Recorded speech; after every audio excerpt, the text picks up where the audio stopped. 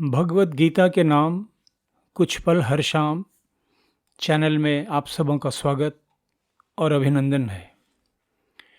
साथियों, भगवत गीता भारत का एक ऐसा आध्यात्मिक सद्ग्रंथ है जिसे सिर्फ अपने देश भारत में ही नहीं बल्कि अनेक पश्चिमी देशों में भी ज्ञान का अद्भुत भंडार माना जाता है। लोग श्रद्धापूर्वक इसका पठन पाठन करते हैं, मनन चिंतन करते हैं और इसके उपदेशों को आत्मसात कर अपने जीवन में सुख, शांति और शाश्वत आनंद प्राप्त करते हैं।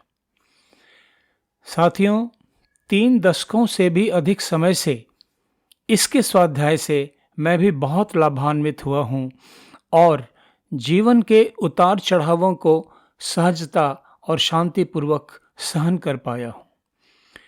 मैंने जैसे प्रतिदिन एक एक श्लोक कर गीता को पढ़ा और समझा, ठीक उसी प्रकार आप सबों के बीच भी इसे प्रतिदिन एक एक श्लोक कर प्रस्तुत कर रहा हूँ ताकि आप सब भी सहजतापूर्वक इस अद्भुत ज्ञान से जुड़कर अपने जीवन की समस्याओं का शांति और समभाव से सामना कर सकें। जीवन की कोई समस्या आपको विचलित न कर पाए और आप सब भी हमेशा हर स्थिति में एक शाश्वत आनंद की स्थिति में बने रहें। तो आइए आज के इस तीसरे एपिसोड में हम भगवत गीता के पहले अध्याय के दूसरे और तीसरे श्लोकों को सुनते हैं और उनके संबंध में विचार करते हैं। संजय उवाच दृष्ट्वा तु पाण्डवानीकं व्यूढं दुर्योधनस्तदा आचार्यम् उपसंगम्य राजा वचनम् अब्रवीत् पश्येतान् पाण्डुपुत्राणाम् आचार्य महतीं चमूं व्यूढां द्रुपदपुत्रेण तव शिष्येन धीमता। इन 2 श्लोकों को एक साथ प्रस्तुत करने से इनका अर्थ अधिक स्पष्ट और सार्थक हो जाता है। साथियों, महाभारत युद्ध भूमि की स्थिति का वर्णन करते हुए संजय धृतराष्ट्र को बता रहे हैं कि पांडवों की सेना की व्यूह रचना को देखकर दुर्योधन अपने सेनापति आचार्य द्रोणाचार्य के पास जाकर उनसे कहता है कि आप पांडु पुत्रों की इस विशाल सेना की व्यूह रचना को देखें और इसकी रचना आपके बुद्धिमान शिष्य राजा द्रुपद के पुत्र धृष्टद्युम्न ने की है। साथियों, स्वाभाविक है कि धृतराष्ट्र अपने पुत्र दुर्योधन के बारे में चिंतित होंगे। इसीलिए संजय सबसे पहले युद्ध भूमि में उन्हें दुर्योधन के बारे में ही बतलाता है। आचार्य द्रोण युद्ध कला के सबसे बड़े विशेषज्ञ थे और वे कौरवों की सेना के सेनापति थे। दुर्योधन पांडवों की सेना की अद्भुत व्यूह रचना को देखकर व्याकुल हो जाता है।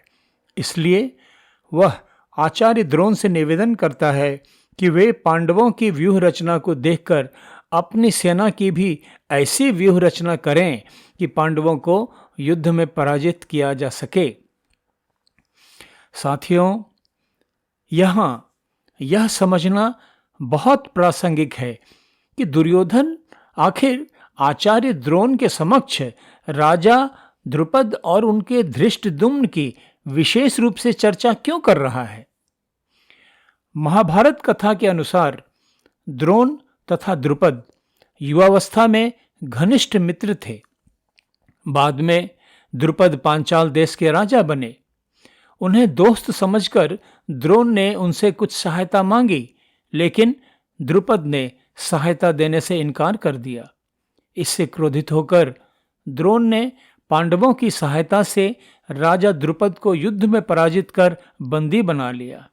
फिर बाद में द्रोण ने द्रुपद को क्षमा करते हुए उसे आधा राज्य दे दिया। किंतु इस घटना के बाद द्रुपद के मन में द्रोण के प्रति बदले की भावना घर कर गई थी। उसने यज्ञ के माध्यम से एक ऐसा पुत्र प्राप्त किया जिसमें द्रोण को पराजित करने की क्षमता थी। महाभारत युद्ध में कौरवों के सेनापति आचार्य द्रोण धृष्टद्युम्न के द्वारा ही मारे गए थे। इस पृष्ठभूमि से यह स्पष्ट हो जाता है कि दुर्योधन क्यों द्रोण को विशेष रूप से यह बता रहा है कि पांडवों की सेना की व्यूह रचना द्रुपद पुत्र धृष्टद्युम्न द्वारा की गई है। आज की चर्चा साथियों यहीं समाप्त करते हैं। कल के एपिसोड में भगवत गीता के पहले अध्याय के चौथे, पांचवें और छठे श्लोकों के संबंध में चर्चा करेंगे। कल फिर मिलते हैं। नमस्कार।